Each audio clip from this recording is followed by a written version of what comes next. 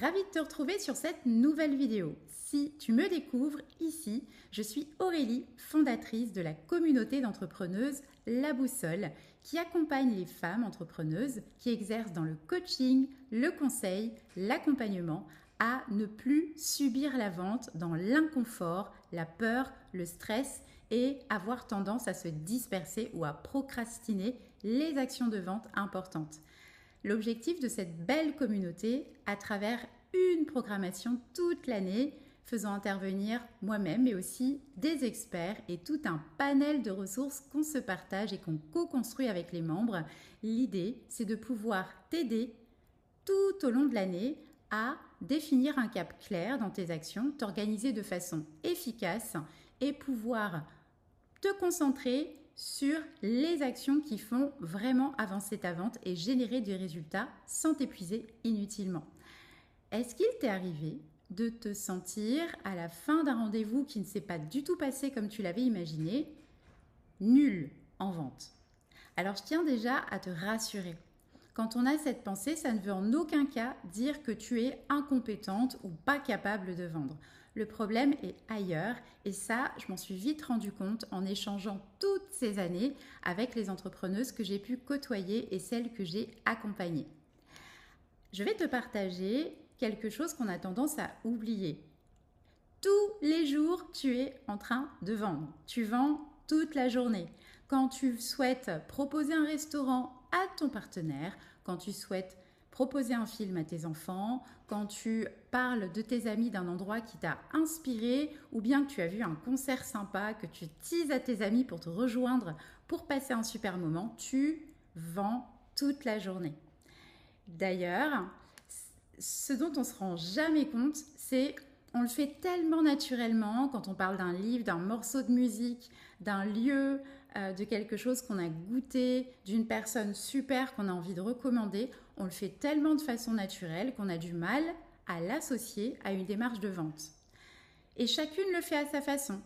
Il y en a qui le font en racontant des histoires, il y en a qui le font avec l'humour, peut-être que toi tu le fais avec un excès d'enthousiasme quand tu as vraiment envie que les gens te suivent.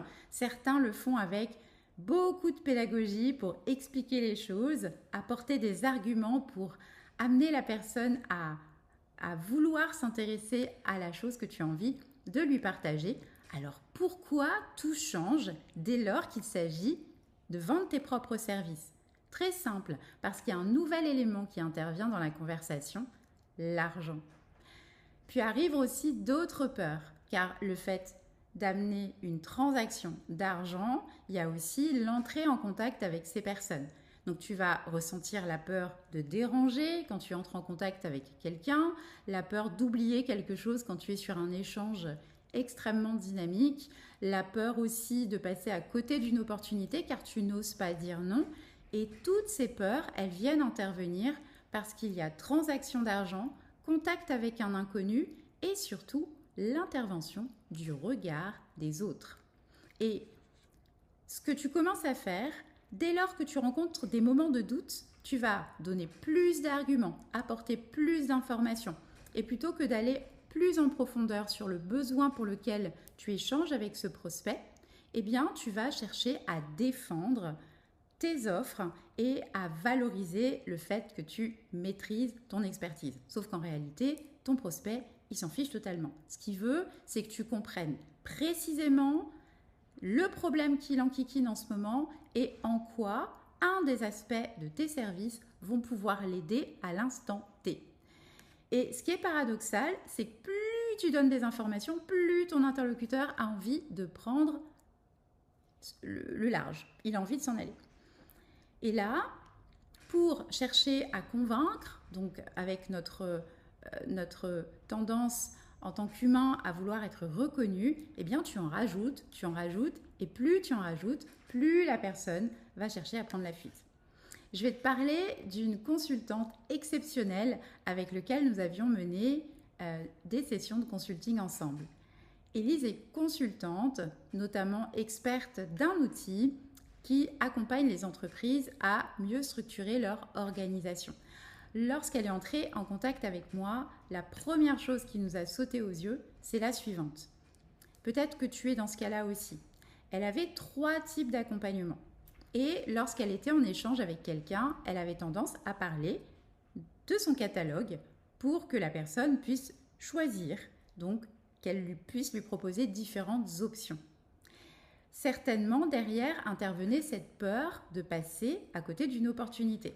Et à chaque rendez-vous, pour être certaine de ne rien oublier, elle présentait toutes ses offres. Ce qui se passait, c'est que l'appel se terminait par « Je vois que tu m'as apporté beaucoup d'infos, je vais réfléchir » et bien entendu, la personne ne donnait plus de signe de vie.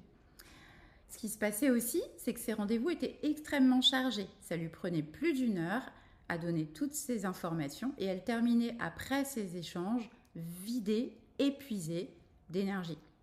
Ce qui est intéressant, c'est quand nous avons retravaillé la structure de ces rendez-vous ensemble, c'est pas la technique qu'on a approchée, c'est qu'est-ce que d'elle-même elle ne montrait pas à la personne avec laquelle elle interagissait.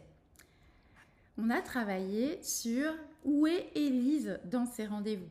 Déjà, la première chose, c'est que nous avons identifié tout ce qui était non négociable pour elle, qu'elle ne voulait pas faire pour vendre.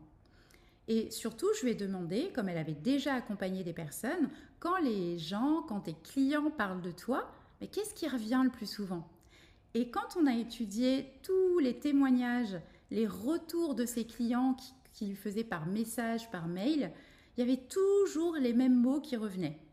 Sa capacité à simplifier, à transmettre des termes complexes de façon très simple. Surtout, son talent unique en donnant un conseil à permettre à l'entreprise déjà de gagner du temps. Des conseils applicables immédiatement.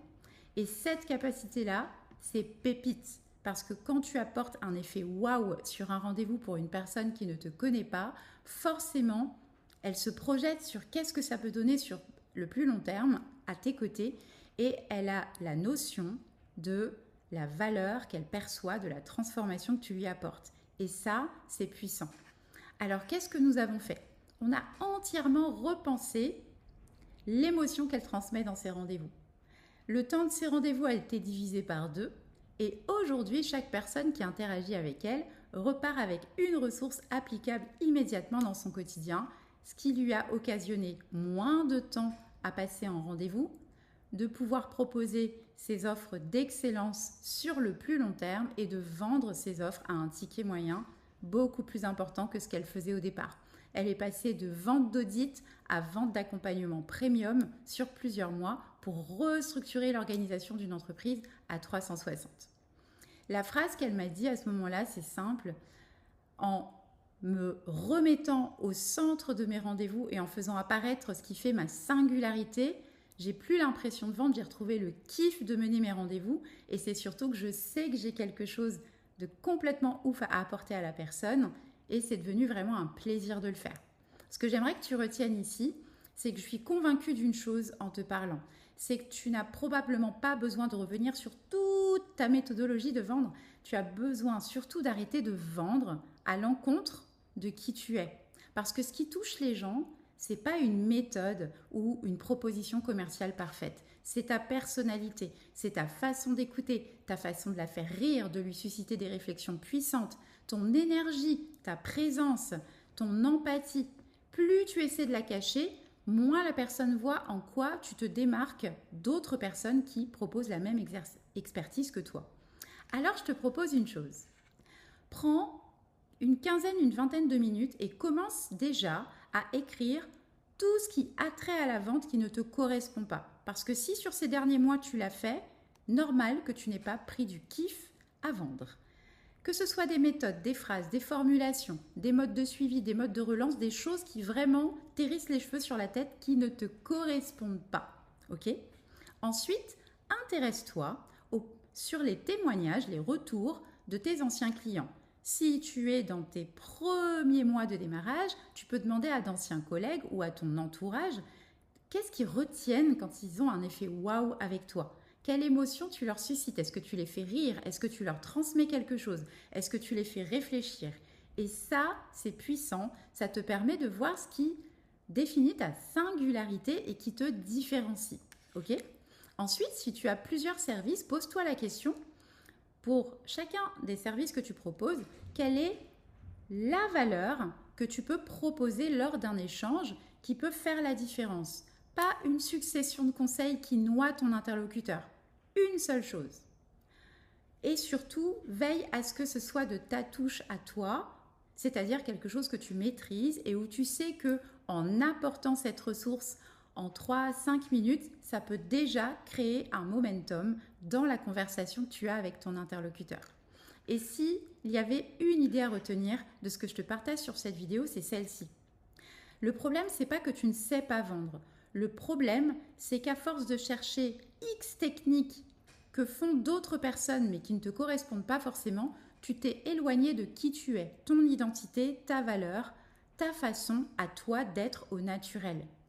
Plus tu restes toi-même lors d'une conversation, qu'il s'agisse de vendre ou pas, plus les échanges deviennent fluides, plus tu parviens à te concentrer, à être beaucoup plus attentive à l'autre et à pouvoir lui proposer une ressource qui corresponde précisément à sa problématique à l'instant T.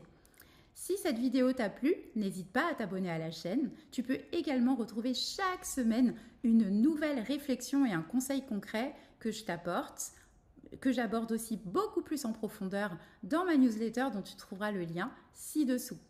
J'ai aussi pu animer un webinaire pour parler des montagnes russes émotionnelles qui surviennent lors d'un échange de vente. Il a cartonné et si ça peut t'apporter encore plus de valeur, n'hésite pas à le visionner. Où que tu sois, je te souhaite une lumineuse journée et je te dis à très vite pour la prochaine vidéo.